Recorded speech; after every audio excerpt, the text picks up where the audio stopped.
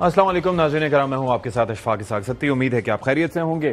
آج وفاقی دارالحکومت اسلام آباد میں ایک واقعہ پیش آیا اور ہوا یہ کہ اسلام آباد پولیس اسلام آباد کے پریس کلب میں داخل ہو گئی۔ اس نے دھاوا بول دیا، توڑ پھوڑ کی، اور جو وہاں موجود صحافی تھے ان کو مظاہرین سمجھ کر ان پر تشدد کیا، یعنی کہ جتنا ہاتھ ان کا کھل سکتا تھا انہوں نے کھولا۔ پھر اس کے بعد کیفیٹیریا بھی گئی، وہاں پر بھی جا کے اس کی جانب سے تشدد کیا گیا۔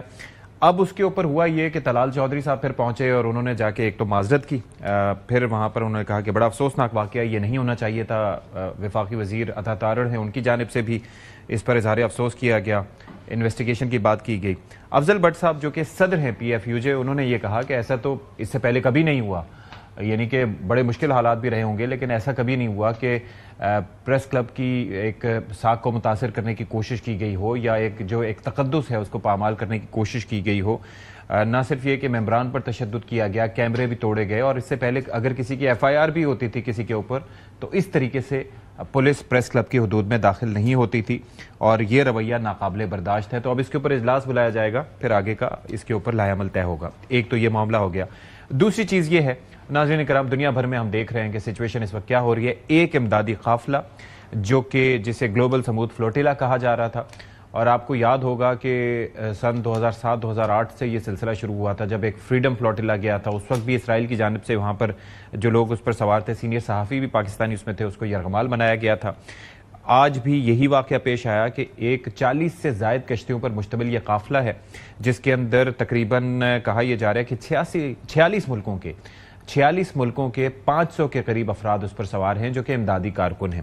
اب اس کے اندر اٹلی کے بھی شہری ہیں، دوسرے ملکوں کے بھی شہری ہیں، پاکستان سے سابق سینیٹر ہیں مشتاق احمد خان، وہ بھی اس پہ سوار ہیں، اور ابھی یہ پتہ چلا ہے کہ اس میں لوگوں کو حراست میں لیا گیا، اور اس سے پہلے رات سے یہ خبریں سامنے آ رہی تھیں تو اس کے اوپر کافی مذمت دنیا بھر سے کی جا رہی ہے۔ سینیٹر مشتاق کا یہ بیان بھی کل انہوں نے کہا تھا، جب وہ اس سے پہلے کہ ان کو اریسٹ کیا جاتا تو انہوں نے پیغام بھی جاری کیا تھا۔ تو یہ چیزیں اپنی جگہ، لیکن اب سوال یہ ہے کہ ایک تو غزہ میں تو انسانی حقوق کی مسلسل خلاف ورزیاں جاری ہیں، ایک امن پلان دیا گیا ہے، اس کے اندر بھی ہم دیکھ رہے ہیں کہ چھیڑ چھاڑ اسرائیل کرنے کی کوشش کر رہا ہے۔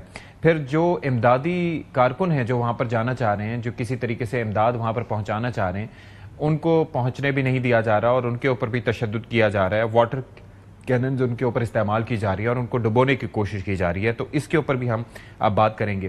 دوسرا ایک مسئلہ ہے، آج کل ایک بڑا ایشو بنا ہوا ہے، پاکستان کی بات کریں تو آزاد کشمیر میں ایک ایکشن کمیٹی کی جانب سے پرتشدد احتجاج کیا گیا۔ ہم نے اس سے پہلے بھی اپنے سیگمنٹس میں اس پہ بات کی ہے۔ 29 تاریخ کو انہوں نے ایک ہڑتال کی کال دی تھی، اس کے بعد جو ہے وہ پرتشدد مظاہرے ہوئے جس میں 3 پولیس اہلکاروں کی شہادت ہوئی، پھر اس کے بعد متعدد اس میں زخمی بھی ہوئے۔ اب 7 رکنی ایک مذاکراتی کمیٹی تشکیل دی گئی ہے وزیر اعظم پاکستان کی جانب سے، جس میں احسن اقبال صاحب وہاں پر گئے ہیں، رانا ثناء اللہ صاحب گئے ہیں، پیپلز پارٹی کی جانب سے قمر زمان قاہرہ صاحب بھی وہاں پر پہنچے، سردار مسعود صاحب جو کہ سابق صدر ہیں آزاد کشمیر کے اور ایک ڈپلومیٹ ہیں، وہ بھی وہاں پر پہنچے۔ اب وہاں پر مذاکرات ہوں گے تو پتہ چلے گا کہ کیا سلسلہ ہے، کیونکہ اس سے پہلے 38 مطالبات تھے جن میں سے 36 تسلیم کیے جا رہے تھے۔ اب باقی کیا مسائل ہیں، اور اگر مسائل ہوں بھی تو کیا اس کے اندر یہ پرتشدد طریقہ اختیار کرنا کیا یہ مناسب بات ہے، جس میں لوگوں کے کاروباری زندگی کو متاثر کیا جائے، جس طرح املاک کو نقصان پہنچایا جائے، سرکاری اہلکاروں کو نشانہ بنایا جائے، تو یہ کہاں کا انصاف ہے؟ تو اس کے اوپر بھی ہم بات کریں گے، اور پروگرام کے اگلے حصے میں جا کے ہم تھوڑا سا تحریک انصاف کے معاملات پر تبادلہ خیال کریں گے۔ اس کے لیے ہمیں شیر افضل مروت صاحب جوائن کریں گے۔ فی الوقت سیگمنٹ کے لیے ہمارے ساتھ موجود ہیں ڈاکٹر قمر جیمہ صاحب، ماہر ہیں بین الاقوامی امور کے، سیکیورٹی امور کے، ان سے بات کریں گے، اور جوہر سلیم صاحب ہمیں جوائن کر رہے ہیں جو کہ سابق ایمبیسیڈر بھی رہے ہیں اور اس کے ساتھ ساتھ ایکٹنگ فارن سیکرٹری بھی رہے ہیں۔ تو بہت شکریہ آپ دونوں کا آپ کے وقت کے لیے۔ سب سے پہلے یہ بتائیے گا جوہر صاحب، آپ سے ہی سٹارٹ کیے دیتے ہیں کہ یہ کیا سلسلہ ہے؟ میں نے 2007 کا حوالہ دیا، اگر آپ کو یاد ہو تو اس وقت فریڈم فلوٹیلا ایک گیا تھا، اس وقت بھی امداد پہنچنے نہیں دی گئی تھی۔ اب تو غزہ میں انسانی زندگیوں کو تقریباً ختم کرنے کی کوشش کی گئی ہے اسرائیل کی جانب سے، اور اب بھی اگر امداد جا رہی ہے، اور اب بھی لوگ اگر امدادی کارکن وہاں پر جانا چاہ رہے ہیں کہ وہ دیکھ سکیں فرسٹ ہینڈ کہ وہاں پر ہو کیا رہا ہے، تو اسرائیل کی جانب سے یہ حرکتیں، تو بین الاقوامی قانون اس پہ کیا کہتا ہے؟ کیا ایکسس نہیں ہونی چاہیے؟ دیکھیں ایکسس تو بالکل ہونی چاہیے، लेकिन इस वक्त इसराइल ने एक ब्लॉकेट किया हुआ वहाँ का, तो और बिल्कुल ही क्लियर था कि वो क्या करेंगे। जो फ्लोटिला था उस पर मैं तो पहले ही कह चुका था, जब कुछ को बीच में से जो कुछ बोट्स जो हैं तो रोक के डिटेन किया, तो मैंने कहा था कि बाकी भी सब जितनी भी हैं सबको इजरायलीज करेंगे इवेंचुअली। तो उसमें बहुत से ज़्यादा नंबर लोग भी हैं। ग्रेटा थनबर्ग जो है दुनिया की बहुत ही मशहूर जो एक्टिविस्ट हैं क्लाइमेट के चेंज के से, फिर उसके अलावा एक सेनेटर हैं आयरलैंड से, फिर हमारे भी एक फॉर्मर सेनेटर जिस तरह साहब का आपने जिक्र किया, और भी बहुत से प्रोमिनेंट लोग हैं। वो सब उनको ज़ाहिर है डिटेन करके और वो वहाँ से डिपोर्ट करेंगे। तो इसमें कोई शक नहीं था कि इजराइल यही करेंगे, वो पहले भी यही करते रहे जिस तरह आपने बताया, और ये बहुत ही बदकिस्मती की बात है, लेकिन ये उनकी एक बड़ी लॉन्ग स्टैंडिंग पॉलिसी है। अभी वो यूज कर रहे हैं इसको। वहाँ पे जो कंडीशंस हैं, जो बिल्कुल एक फेमिन चल रहा है वहाँ पे, जो है अभी तो यूएन ने कहा जेनोसाइड की कंडीशंस हैं, वो उसको एज अ वॉर यूज कर रहे हैं, as a tool of war use कर रहे हैं प्रेशर डालने के लिए हमास के ऊपर। अभी हमास को जो उन्होंने मुआहदा एक दिया है, जो खाका दिया है, वो तो बेसिकली ज़ाहिर टर्म्स ऑफ सरेंडर ही है हमास के लिए। उसमें तो साफ साफ कहा गया कि वो सरेंडर कर दें तो उसके बाद फिर उनको वो अगर टाइप हो जाएंगे तो उनको एमनेस्टी दी जाएगी, वरना फिर वो वहाँ से चले जाएं। तो बाकी भी उसकी जो सिक्के हैं वो इसी तरह हैं कि 72 घंटे में जो उनके पास बाकी मानदा एक लेवरेज है कि कुछ यरगमाली उनके पास हैं अभी 20 के करीब जिंदा, और बाकी जो हैं डेड बॉडीज हैं, तो वो भी इजराइल के हवाले कर दें। तो जिसपे खैर मानने के लिए तैयार नहीं है। तो वहाँ पे तो जो सिचुएशन है बिल्कुल इस वक्त ऐसे है कि एक इंसानियत की तौहीन है।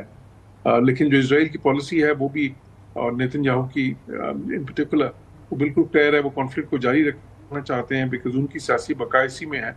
वो तो आपको पता है उनके खिलाफ जो केसेस हैं, जिस तरह के कोर्ट केसेस हैं, अगर वो वज़ीर आज़म नहीं रहते तो वो जेल में जाते हैं। तो उनके लिए जो है उनकी हुकूमत अकलीती हुकूमत है इस वक्त, वो कायम है सिर्फ वो उनसे भी ज्यादा जो इंतहा पसंद पार्टीज हैं वहाँ पे उनकी मदद से। और वो जो इंतहा पसंद पार्टीज हैं उनका मौक़िफ़ जो है वो तो नेतन्याहू से भी बहुत ज्यादा जो है खतरनाक है। वो तो ये कहते हैं कि जी ये गजा को एनेक्स करें, वेस्ट बैंक को भी एनेक्स करें, यहाँ के जो लोग हैं उनको डिस्प्लेस करें, निकालें यहाँ से, और यहाँ पे इसराइल की सेटलमेंट्स कायम करें। अब ये इस किस्म की वो मुतालबात हैं उन पार्टीज के जो उनके साथ इस वक्त दे रही हैं हुकूमत। ज़ाहिर है ये तो ऐसी पार्टीज हैं, और मैं हैरान होता हूँ कि बड़ा सख्त से सख्त गिर मौक़िफ़ रखने वाले लोग भी हों, सफाक से सफाक लोग भी हों, लेकिन जब उनसे ख़वातीन या मासूम बच्चों से मुतालिक पूछा जाता है तो वो उसके ऊपर कोई सफाई नहीं दे पाते। लेकिन ये लोग मीडिया पर आके जिस कदर ढिठाई से इनके ख़वातीन और बच्चे, ख़वातीन और जो बड़े सीजन पॉलिटिशियन हैं, ऐसी बातें करते हैं कि आप कहते हैं कि वाक़तन ये सफाकियत इन्हीं से ताबीर की जा सकती है। डॉक्टर कमर चीमा साहब, मुझे ये बताइए कि अब जिस तरीके से हम कह रहे हैं ये जो वाक़या पेश आया है, इसके अंदर अब जो दुनिया के ये जो मुल्क हैं, 46 मुल्कों के कहा जा रहा है कि इमदादी कारकुन इसमें सवार हैं, तो वो डिप्लोमेटिकली क्या वो अपना मौक़िफ़ इख्तियार कर सकते हैं, या इस पर किस तरीके से आगे इस मामले को आगे बढ़ा सकते हैं? देखिए, मैं समझता हूं कि इसमें जो इम्पोर्टेंट चीज़ ये है कि एक तो जिन जिन मुल्कों के ये लोग मौजूद हैं इन शिप्स के अंदर, ज़ाहिर बात है वो उसमें कुछ आवाज़ बुलंद भी कर रहे हैं, लेकिन वो उस अंदाज से बात नहीं की जा रही जिससे इजराइल को ये महसूस हो कि ये लोग जो आ रहे हैं ये कोई हमला करने तो नहीं इजराइल के ऊपर आ रहे हैं, ये तो वो काम करने आ रहे हैं जो ना इंटरनेशनल ऑर्गेनाइजेशंस को करने दिया गया, ना ममालिक को करने दिया गया। और ये जो एक ब्लॉकेट है, क्योंकि इजराइल को खतरा ये है कि ये लोग यहाँ पे इन्होंने गजा की असल हालत देख ली, तो जो पैगाम जाएगा वो पैगाम उनके लिए मजीद बुरा होगा, क्योंकि जो उन्होंने हालात वहां पैदा कर दी, हर चीज तबाह है, लोग टेंट्स में रह रहे हैं, एक बुरी जिंदगी, पानी, खुराक, बिजली कुछ भी नहीं है वहां पे। तो वो तो बेसिकली अपनी इज्जत तो उनकी रही को नहीं, लेकिन अपना बचाना चाहते हैं। सो मैं समझता हूँ इन मुल्कों को ये चाहिए, खास तौर पे जब आपको पता है कि एक 20 पॉइंट फॉर्मूला भी आया हुआ है, तो प्रेसिडेंट ट्रंप को चाहिए था और अमेरिका की गवर्नमेंट को चाहिए था कि वो थोड़ा इंटरवीन करते, इजराइल का थोड़ा सा कोई इंसानी जो ह्यूमैनिटेरियन फेस है वो भी नजर आता दुनिया को, एटलीस्ट पता चलता कि इनके अंदर भी इनके जिस्मों के अंदर भी दिल हैं कि ये लोगों के साथ इस तरह ना करें। सो मैं समझता हूँ कि यूएन को इसको इमीडिएटली टेकअप करना चाहिए, امریکہ برطانیہ کو ٹیک اپ کرنا چاہیے, فرانس کو اس کو ٹیک اپ کرنا چاہیے ان لوگوں کی پروٹیکشن کے حوالے سے, اور اس سامان کو غزہ کے لوگوں تک پہنچنا چاہیے. اور سب سے بڑھ کے یہ ہے کہ جب ان لوگوں کے پاس سوائے خوراک اور سامان اور بیسک نیسیسٹیز کے کچھ نہیں ہے تو ان کے ساتھ ان کو گرفتار کرنا یا جیلوں میں ڈالنا, میں نہیں سمجھتا کہ کوئی امپورٹنٹ چیز, کوئی ایسی چیز ہے جو کو بڑی اچھی لگے گی.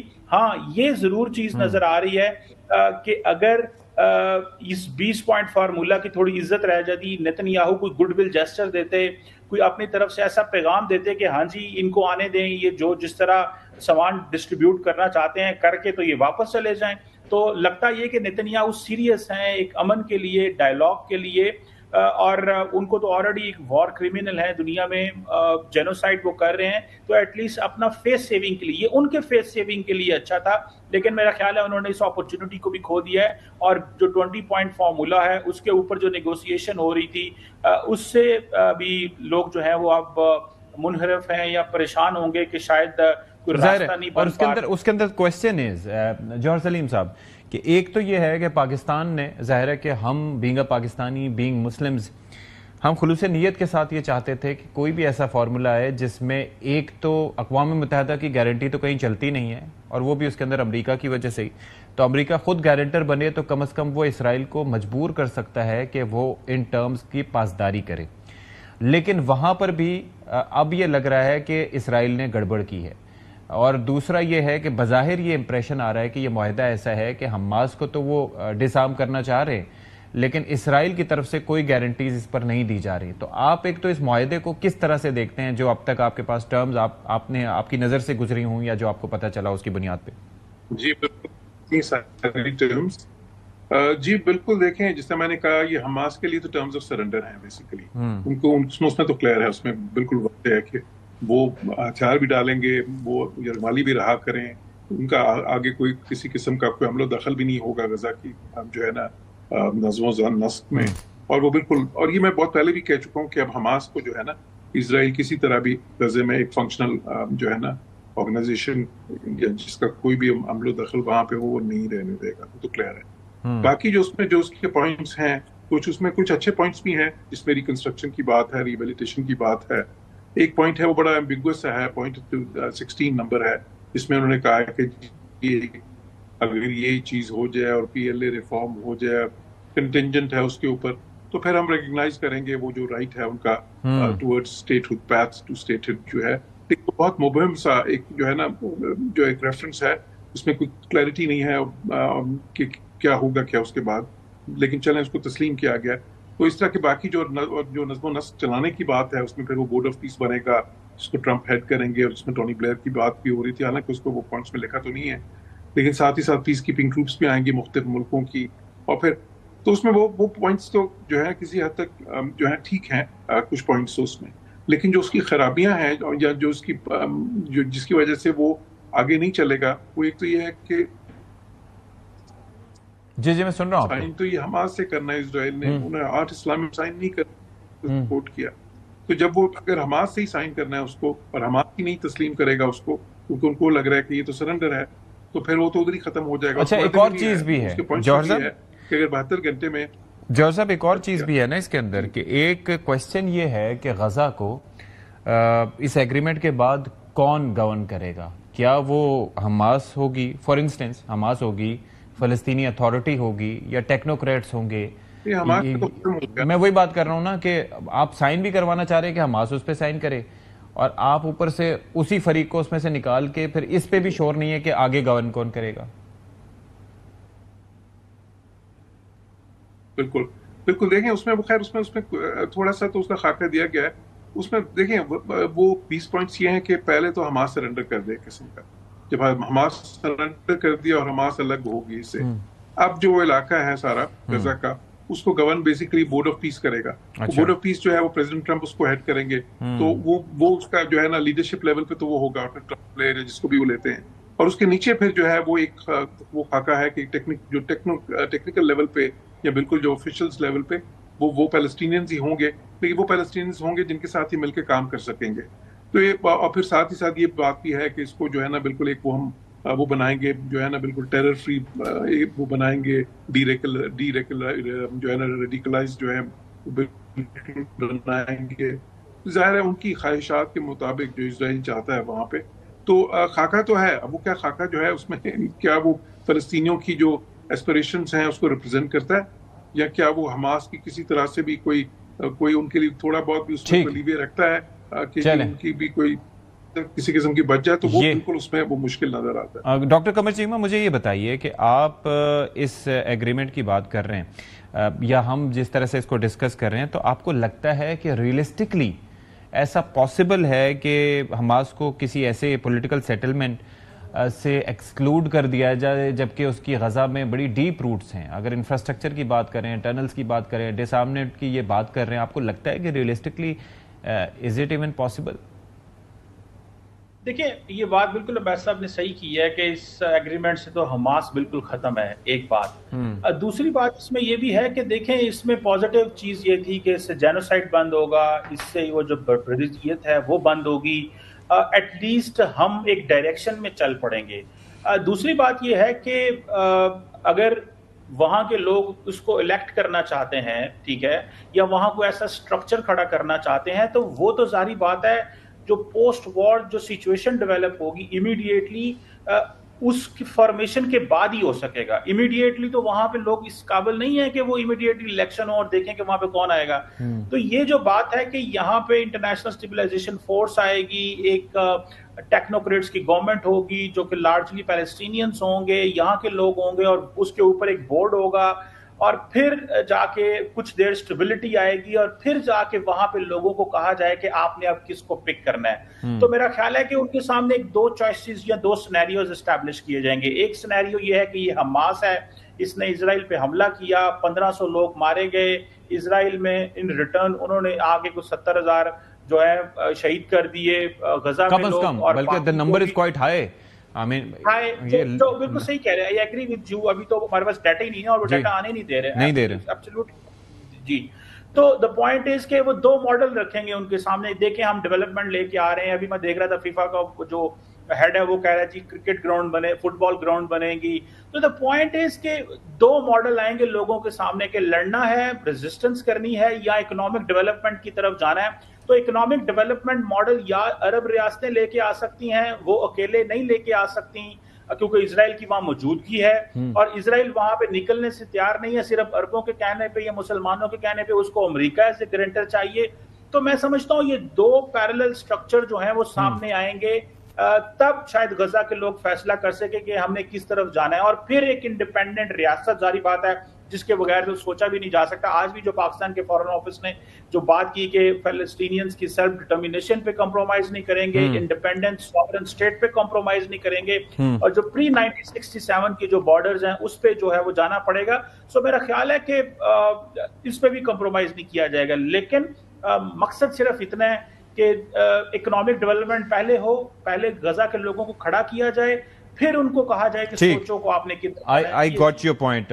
مجھے یہ بتائیے ایمبیسڈر صاحب کہ ایک تو جب آپ نے کہا کہ نیتن یاہو کے اپنی سوچ اتنی سخت گیر ہے، اس کے باوجود آپ کو کیا لگتا ہے کہ کیا وجہ رہی کہ ایک تو اس نے قطر سے معافی مانگی، دوسرا ویسٹ بینک کی انیکسیشن، غزہ کو ایک گیٹو میں تبدیل کرنا، جینوسائیڈ، یہاں سے لوگوں کو بالکل نکال کے باہر کرنا، ان سب چیزوں سے پیچھے ہٹ کے اب وہ اس چیز پہ راضی ہوا کہ جی سیز فائر ہو اور ایک ڈی ملٹرائزیشن ہو اور یہ ساری چیزیں ہوں. اور ان فیوچر اگر وہ اس پلان سے کسی بھی مرحلے پہ، ظاہر ہے کہ یہ فیزڈ ایک ایگریمنٹ ہوگا، ایک مرحلہ تو نہیں ہوگا، پیچھے ہٹتا ہے، تو اس کی گارنٹی آپ کی نظر میں، آپ کے خیال میں کون لے گا؟ دیکھیں اس معاہدے کے جو پوائنٹس ہیں زیادہ تر وہ بیسیکلی تو اسرائیل کی ٹرمز ہیں ساری، اور ان کی مشاورت سے ہی ٹرمز بنی ہیں اور ان کو سوٹ کرتی ہیں ٹرمز.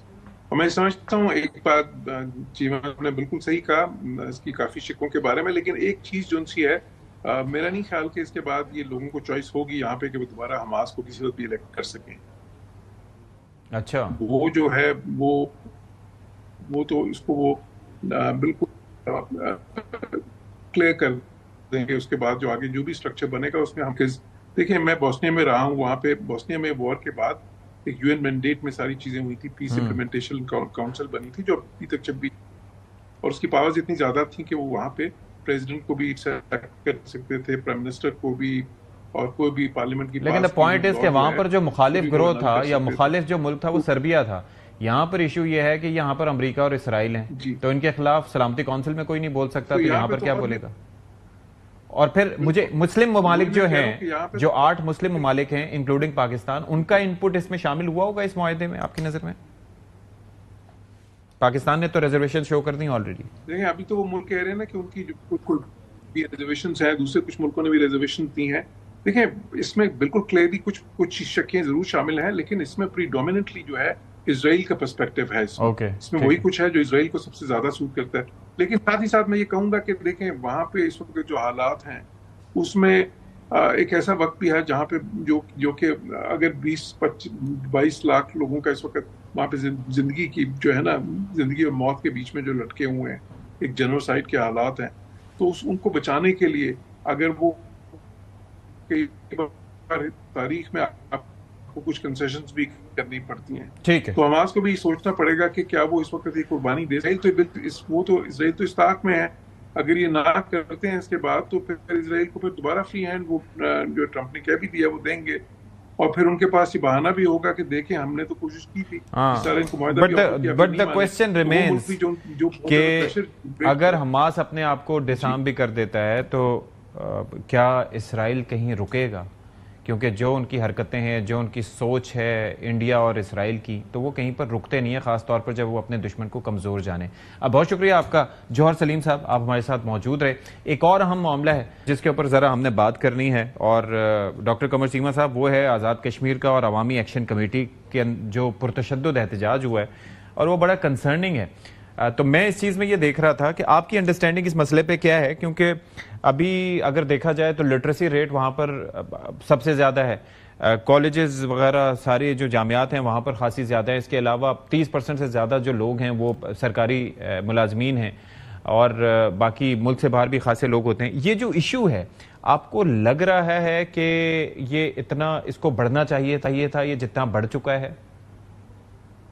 دیکھیں ستی صاحب, بات یہ ہے کہ ہر ملک کے اندر گورننس کے چیلنجز ہوتے ہیں, وہ دنیا کے ہر ملک میں ہوتے ہیں, وہ کشمیر میں بھی ہے, پاکستان میں بھی ہیں. ٹھیک ہے. سو جب گورننس کے چیلنجز ہوتے ہیں تو اس کے لیے ایک اویلیبل فریم ورک ہوتا ہے, اور وہ فریم ورک اس وقت موجود ہے کہ بھائی آپ کے ہاں وہاں پہ گورنمنٹ ہے, گورنمنٹ کے نیچے ایک مشینری ہے, اور وہ سارے مسئلے حل کرنے کی کیپیسٹی رکھتی ہے.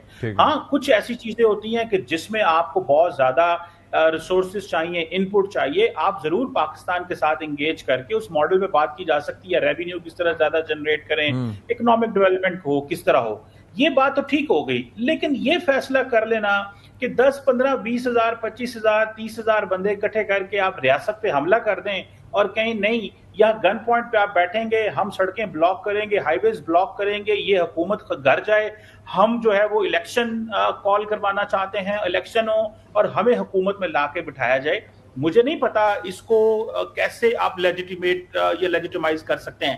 ماضی میں دیکھا, پاکستان میں بھی ہم نے دیکھا کہ پولیٹیکل پارٹیز جو تھی وہ کچھ اس طرح کرتی تھی, وہ لاہور سے چلتی تھی, کبھی کہیں سے چلتے تھے, اسلام آباد آتے تھے, 10 دن 20 دن مہینے تماشے لگتے تھے, اور پاکستان کی اکنامک گروتھ بھی رکتی تھی, انسٹیبلٹی آتی تھی, پولیٹیکل انسرٹینٹی آتی تھی, اور پتہ لگتا تھا اس ملک کے اندر پتہ نہیں کیا ہے, کیا ختم ہو جانی ہر چیز یہاں پہ. لیکن یہ ملک کھڑا رہا. میں نہیں سمجھتا سڑکیں بند کرنے سے, احتجاج کرنے سے کوئی راستے نکلتے ہیں. یہ سڑکیں بند کرنے والا احتجاج ہمیں بند کرنا ہوگا, ہماری دنیا ہمیں دیکھ رہی ہے. اور ایک اور چیز بھی ہے ڈاکٹر قمر چیمہ صاحب, کہ دنیا تو دیکھ رہی ہے, لیکن جہاں پر یہ واقعہ پیش آیا ہے وہ خطہ ہے جس کے پاس ہی ہمارا حریف, ہمارا دشمن اس خطے پہ بھی تاک لگا کے بیٹھا ہے, یعنی کہ وہ سکون میں نہیں ہے, اور اس کی بھی اس میں انٹرونشن ہو سکتی ہے. یہ اگر کوئی غلطی میں نہ رہے. دیکھیں میں اس کو کیسے سمجھتا ہوں, دیکھیں 2-3 طریقے ہیں جس طرح انڈیا آپ کو ڈیل کرتا ہے. پہلا یہ ہے کہ وہ کنونشنلی آپ کے اوپر حملے کر دیتے ہیں, اس میں تو ہم نے ان کو دھول چٹا دی. بالکل ایسے. دوسرا کہ وہ نان اسٹیٹ ایکٹرز, وہ T T P, B L A کو فنڈنگ کرتے ہیں کہ پاکستان کی فوج کو, لا انفورسمنٹ کو انگیج رکھو کہ یہ لڑتے رہیں اور لوگوں کو پتا چلے یہاں پہ حالات ٹھیک نہیں. تیسرا یہ ہے کہ سوشل ڈسرپشن کی جائے کہ آپ کے معاشرے کے اندر ڈفرینٹ جو گروہ ہیں اگر ان کے یہ ویوز ہیں کہ ان کو رائٹس چاہیے, گورننس کے ایشو ہیں, تو وہاں پہ سوشل میڈیا کے ذریعے, باٹس کے ذریعے انویسٹمنٹ کی جائے, جو اپرائزنگ جو ہے اس کو سپورٹ کی جائے, سوشل میڈیا اکاؤنٹس کو ہیلپ کیا جائے, ٹک ٹاک کی ریچ بڑھائی جائے, فیس بک کی ریچ بڑھائی جائے. تو میں سمجھتا ہوں کہ یہ جو چیزیں ہیں, یہ سوشل ڈسرپشن بھی انڈیا کا ماڈل ہے. میں یہ نہیں کہنا چاہتا کہ یہ لوگوں کے حقوق وہاں پہ جو ہے وہ یہ لوگ غلط ہیں یا نہیں, لیکن طریقہ کار اس کے اندر مناسب ہو سکتا ہے, پرتشدد نہیں ہونا چاہیے. ان کا حق ہے احتجاج کرنا, ان کی جو ڈیمانڈز ہیں وہ حکومت کے ساتھ بیٹھ کے اس کا سلوشن نکالیں, لیکن کسی تھرڈ پارٹی کو موقع نہ دیں. دیکھیں دنیا ستی صاحب ہمیں دیکھ رہی ہے کہ یہ وہ ملک ہے جو دنیا میں ہم اس وقت ریلیونٹ ہیں. ہم آپ دیکھیں UN میں ریلیونٹ تھے, امریکہ کے اندر ریلیونٹ ہے, انڈیا بالکل آؤٹ آف دا گیم ہے. ویسٹ ایشیا کے اندر, مڈل ایسٹ کے اندر اس کو کوئی پوچھ بھی نہیں رہا. ہمیں وہ آئسولیٹ کرنا چاہ رہے تھے, ہم آئسولیٹ نہیں ہوئے, ہم ریلیونٹ ہوئے, اور ہم خود انٹرنل سوشل ڈسرپشنز کی وجہ سے اگر اپنے پاؤں پہ کلہاڑی مار کے حالات ایسے پیدا کر لیں. اب دیکھیں اس وقت کشمیر جو ہے وہ ڈسکنیکٹڈ ہے. جو سپلائی چین وہاں پہ جاتی تھی, بنیادی ضروری زندگی کی ضروریات وہاں جاتی تھی, وہ نہیں پہنچ رہی. لوگوں کے اندر ایک نا امیدی ہے, سڑکیں بلاک کی ہوئی ہیں, حکومت پروگرام لے کے گئی ہے, پیکج لے کے گئی ہے, لیکن جب آپ کے اندر یہ ایگو ہو کہ نہیں ہر چیز وہ ہونی چاہیے جو ہم چاہتے ہیں, اور آپ حکومت ہیں, اس ملک کے اندر کوئی قانون نہیں ہے, یہ جتھوں کا قانون یا زور زبردستی کا قانون چلے گا, تو میرا نہیں خیال کہ مسئلے حل ہو سکتے ہیں. اب آئی ایم شیور کہ یہ جو 7 رکنی کمیٹی گئی ہے جس میں بڑے سیزنڈ پولیٹیشین ہیں, رانا ثناء اللہ صاحب گئے ہیں, قمر زمان قاہرہ صاحب گئے ہیں, باقی احسن اقبال صاحب گئے ہیں, باقی لوگ بھی, مسعود خان صاحب, آئی ایم شیور کہ اس معاملے کا کوئی حل نکلے گا اور یہ سارٹ ہوگا. بہت شکریہ ڈاکٹر قمر چیمہ صاحب فار یور. ایک بریک لیتے ہیں جی, بریک کے بعد حاضر ہوں گے. Stay with us.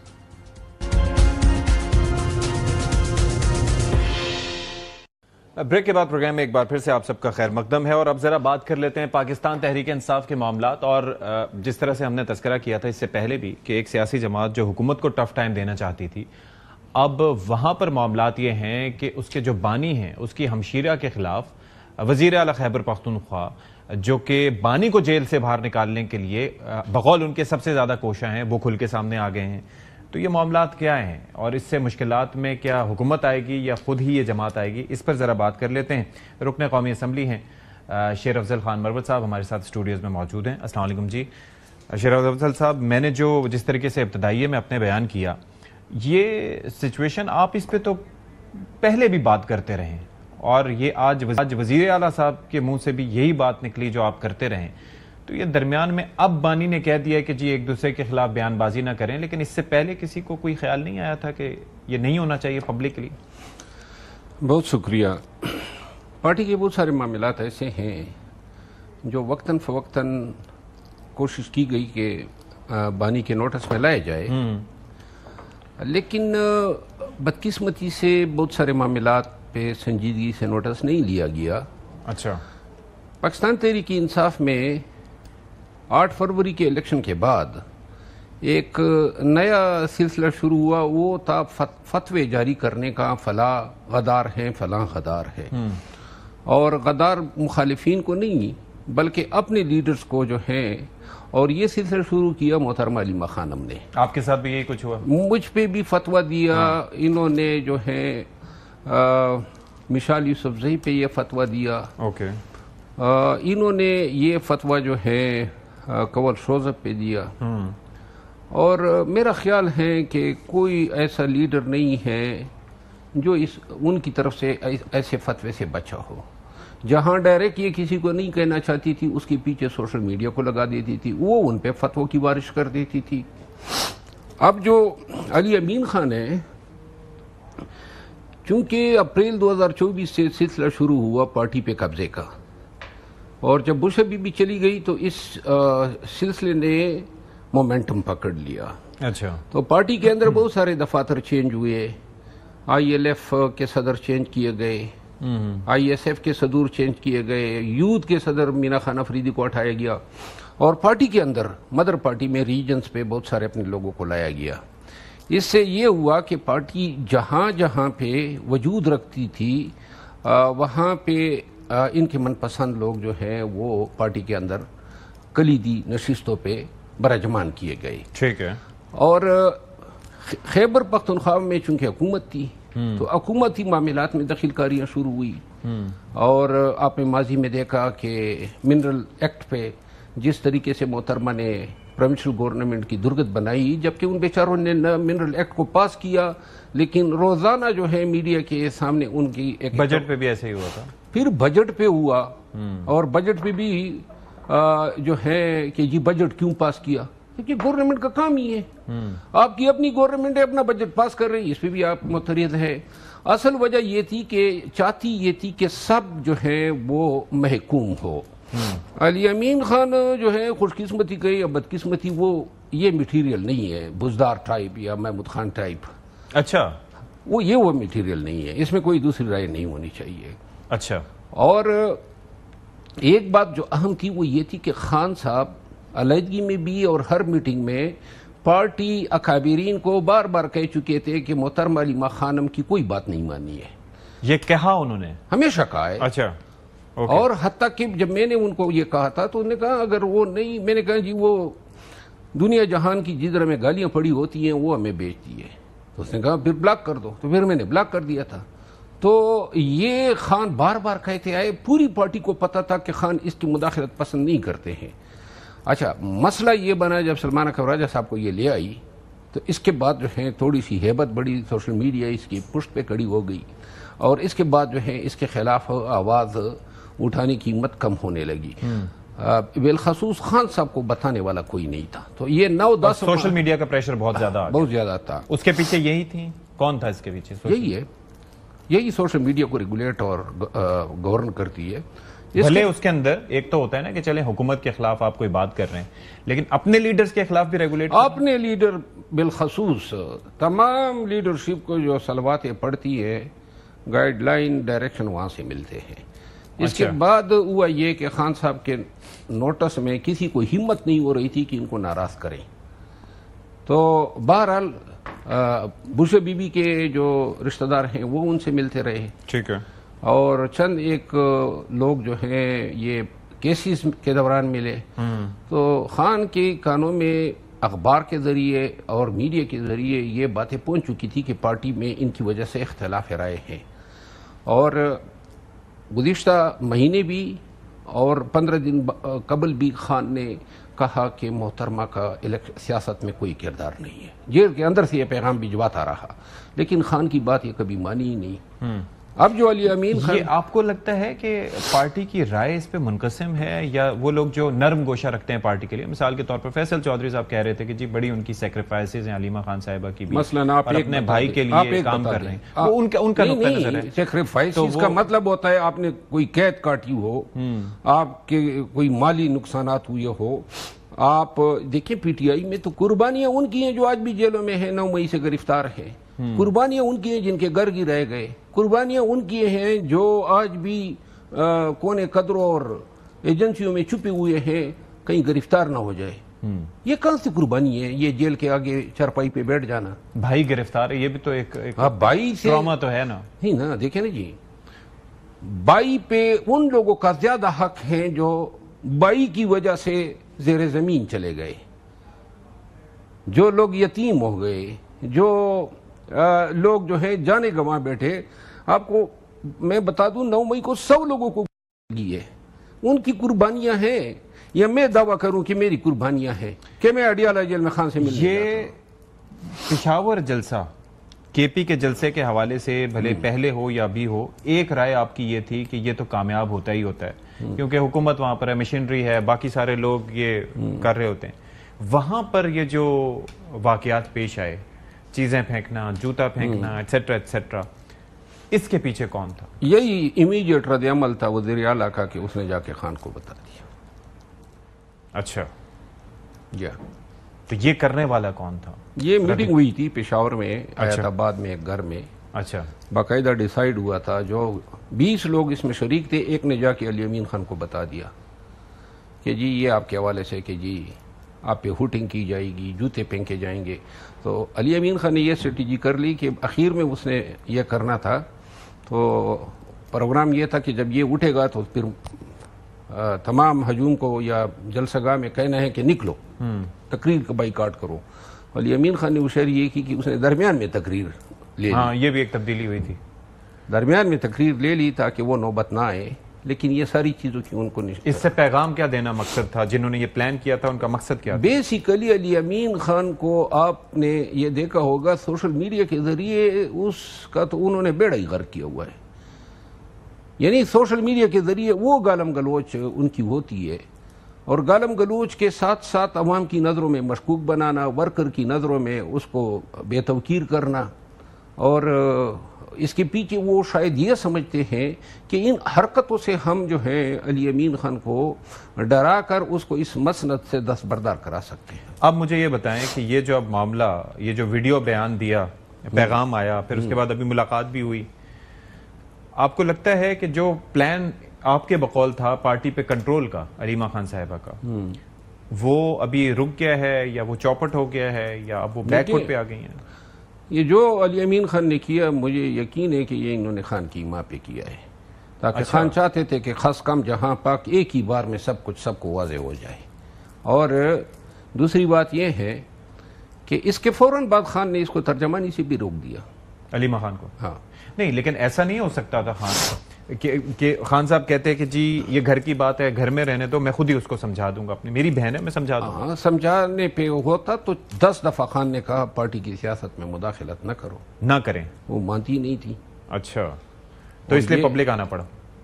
اچھا، اب یہ ہے کہ یہ جو ملاقات ہوئی اور اس کے اندر خاصا بیرسٹر صاحب کی اپیرنٹلی بڑی ملاقات ہوئی، مشال یوسفزئی کی ملاقات ہوئی اور پارٹی کا فیس ان کو کہا گیا کے پی میں ایٹسیٹرا.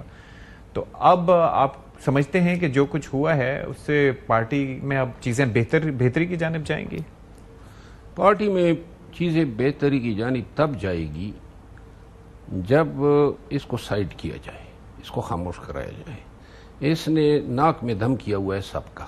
اچھا. اور علی امین خان کی یہ بات درست ہے کہ یہ پارٹی کی چیئرپرسن کے پیچھے پڑی ہے اور اس کو سپورٹ حاصل ہے مقتدر حلقوں کی. اچھا. تو اس وجہ سے ان کا خیال یہ ہے کہ شاید اس طریقے سے جو ہے آنے والے وقت میں پارٹی کی قیادت پہ قبضہ کیا جا سکتا ہے. اس میں کوئی دوسری رائے میں نہیں سمجھتا ہوں. تو اس پہ بانی کی جانب سے اگر ایسا ہی ہے تو پھر یہ اعلان کیوں نہیں ہو جاتا؟ وہ خود سے اعلان کیوں نہیں کر دیتے جب بھی ان کو موقع ملے؟ میرا خیال ہے، مجھے توقع ہے کہ عنقریب بانی سوشل میڈیا کے حوالے سے اعلان کریں گے تاکہ یہ بھی اس کی دسترس میں نہ رہے. اچھا. مجھے یہ تو اس میں اتنی تاخیر کیوں ہو رہی ہے؟ آپ کہہ رہے ہیں کہ جی گالیاں پڑتی ہیں، سارا کچھ ہوتا ہے، کسی کی عزت محفوظ نہیں ہے، اور آپ ایک عرصے سے اس پہ بات کر رہے ہیں اور اب ریئلائزیشن بھی ہے، تو اس میں تاخیر کیوں اتنی؟ میرا خیال ہے اب شاید دیکھیں نا، خان کو جو پکچر پورٹری کیا جاتا تھا وہ یہ نہیں تھا، حقیقت سے کوسوں دور تھا. اب احساس ہوا ہے کہ بہت ساری چیزیں جو ہیں اس میڈیا پالیسی یا سوشل میڈیا پالیسی کی وجہ سے خرابی کی طرف گئی ہے. اپنے لیڈر جو ہیں، دیکھیں پاکستان تحریک انصاف کا کوئی لیڈر ایسا نہیں ہے جو اس سوشل میڈیا نے جو پی ٹی آئی سے وابستگی کا دعویٰ کرتی ہے، انہوں نے خود ہی اپنے لیڈروں کو اتنا مشکوک بنا دیا ہے، ہر ایک کو غدار بنائے ہوئے، بیرسٹر گور سے لے کر آپ کسی بھی لیڈر کا نام لیں. تو لہذا اب اس سلمان اکرم راجہ کا بھی نام لے سکتے ہیں یا نہیں؟ بس 2 لوگ جو ہیں مبرہ ہیں، ایک سلمان اکرم راجہ صاحب اور ایک علیمہ خانم صاحب، باقی سب غدار ہیں. اچھا. تو اب مجھے ذرا یہ بتائیے کہ اس کے علاوہ what is happening with in the party? یہ جو وزراء وہاں پر استعفے دے رہے ہیں کے پی میں، یہ کیا سلسلہ ہے؟ یہ استعفے جو ہیں یہ ایک تسلسل ہے پارٹی کے اندر سیاسی گروپنگ کی. میں 9 مئی کے بعد پارٹی کے بہت سارے معاملات کو لیڈ کرتا تھا، تو مجھے اس وقت اندازہ تھا کہ کے پی میں بھی ایک گروپ جو علی امین خان کا ہے، ایک اسد قیصر صاحب کا ہے، جس میں شاہ رام صاحب ہے، عاطف خان صاحب ہے. یہ اختلافات تھے. اس وقت ان کو وہاں سے آؤٹ کیا گیا، صوبائی سیٹیں نہیں دی گئی، مرکز میں لایا گیا. تو یہ پھر جب جنید اکبر خان آئے، صوبائی صدر بنے، تو اس سے بھی جو ہیں اختلافات جو ہیں مزید بجائے اس کے کہ معاملات سلجھتے شدت کا شکار ہوئے. اور 6 مہینے قبل بھی علی امین خان نے یہ بات کی تھی یہ دونوں وزراء جو ہیں بڑے شریف لوگ ہیں، شہرام خان کا بھائی اور اسد قیصر صاحب کا بھائی، ذاتی طور پہ میں جانتا ہوں، اور اپ رائٹ لوگ ہیں. اچھا. لیکن 6 مہینے قبل بھی چونکہ ان کی ایڈجسٹمنٹ نہیں ہو رہی تھی اور دونوں میں سیاسی حوالے سے ایک ٹسل سی تھی، پوٹینشل ٹسل تھی، امپلائڈ تھی، تو اس وجہ سے 6 مہینے قبل بھی انہوں نے کہا تھا کہ میں ان کو فارغ کروں گا. اچھا. تو لہٰذا ابھی جب یہ خان صاحب کے پاس گئے، خان صاحب کے پاس جانے سے ایک دن قبل علی امین خان نے خود مجھے بتایا کہ میں نے ان سے استعفے مانگے اور انہوں نے دے دیے تھے. اور خان صاحب نے پھر شاید جو وہ بتا رہے ہیں اور یقیناً درست ہوگا کہ خان صاحب نے پھر اس فیصلے کو اپروو بھی کیا. تو اس کا مطلب ہے آپ کو یہ لگتا ہے کہ پہلے جو امپریشن دیا جاتا تھا کہ بانی پی ٹی آئی کا علی امین گنڈاپور کے اوپر اعتماد نہیں رہا اور وہ پرابلم میں ہیں، تو اب اس چیز کی نفی ہو گئی آپ کے؟ دیکھیے خان صاحب کو یہ احساس ہوا ہے کہ بہت سارے مشورے جو علی امین خان نے دیے تھے یا جو وہ کر رہا تھا بانی کی رہائی کے لیے یا پارٹی کی بہتری کے لیے، ان پہ عمل درآمد سے خان کو جن لوگوں نے روکا تھا اس سے جو نقصانات ہوئے اس کا احساس خان صاحب کو ہے. اور اب جو ہے یہ جو ریسنٹلی یہ جو ملاقات ہوئی ہے اس کے بعد جس طریقے سے علی امین خان نے کھل کے آ کے جو محترمہ علی خانم کے حوالے سے بتایا، یہ ان چیزوں کی نشاندہی کرتی ہیں کہ اعادہ جو اعتماد ہیں وہ دوبارہ مطلب خان نے علی امین خان پہ کیا ہے.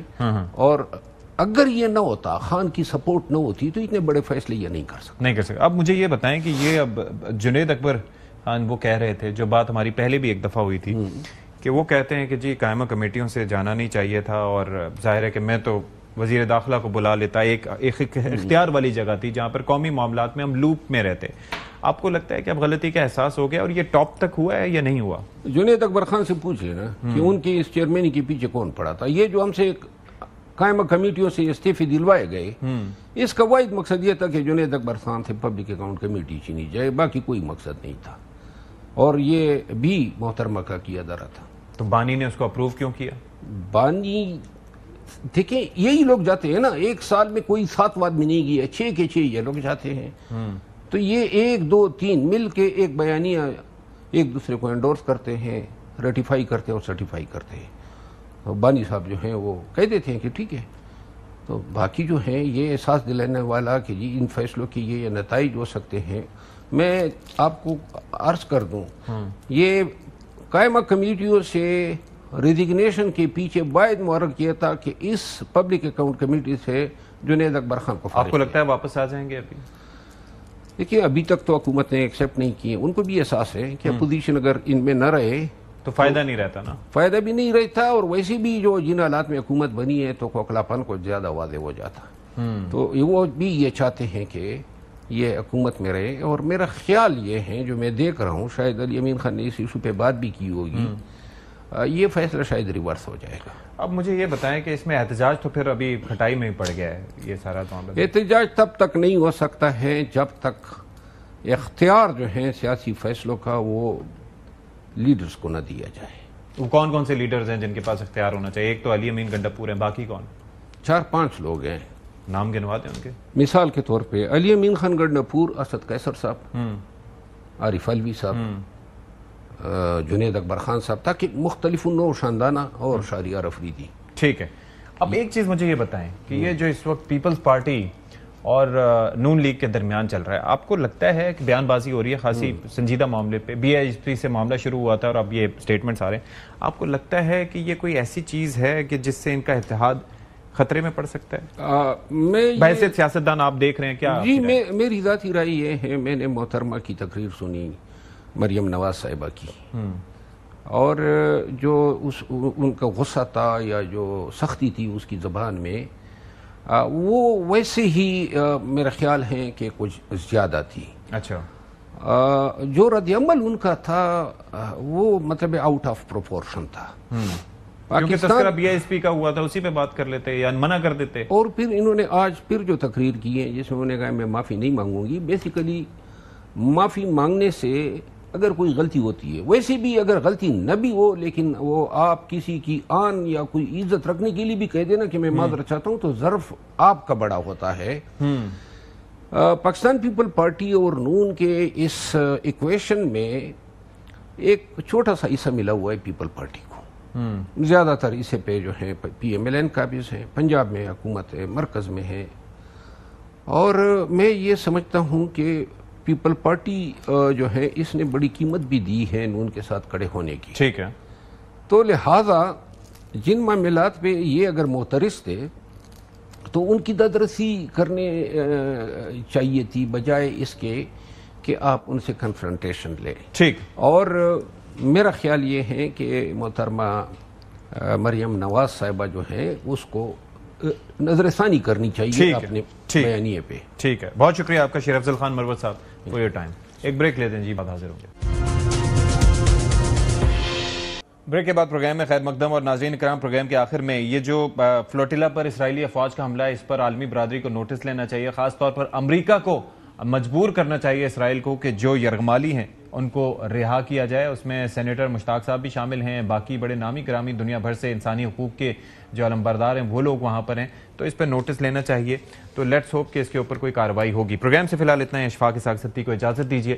اللہ حافظ و ناصر.